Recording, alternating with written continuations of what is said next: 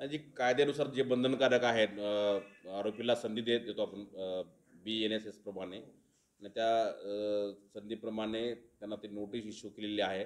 त्याच्या घरात ते जे त्याचे बंधू आहेत त्यांना ती नोटीस दिलेली आहे, ते घरी नसल्यामुळे. आणि जर तो चौकशीला त्यांनी कॉपरेट नाही केलं तर पुढची कारवाई जी आहे, पुढची स्टेप ते पोलीस नक्की याच्यामध्ये करेल. सर अटक होऊ शकते याच्यात दिले समजा आपल्याकडे.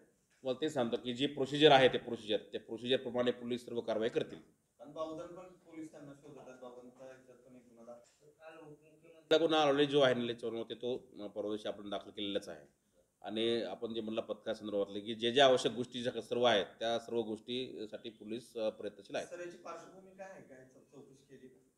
याच्या पूर्वीच याच्यावरती एक NC 2009ची NC आहे वारजे पोलीस स्टेशनला. तसेच ड्रंक अँड ड्राईव्हची त्याच्यावर केस आहे हिंजवडी पोलीस स्टेशनला. 2022ला त्याच्यावरचा एक गुन्हा दाखल आहे 377-376 अगेन्स्ट हिज वाईफ.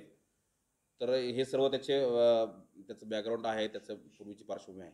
सर आता आपल्या गुन्ह्यात तो तपासाबद्दल मी इथं कमेंट करणं उचित होणार नाही. ते तपासचे जे अधिकारी आहेत तेच याच्यावरती ते ऑथॉरिटीने बोलू शकतात. तिकडनं होऊ शकतं, मी असं होऊ शकतं.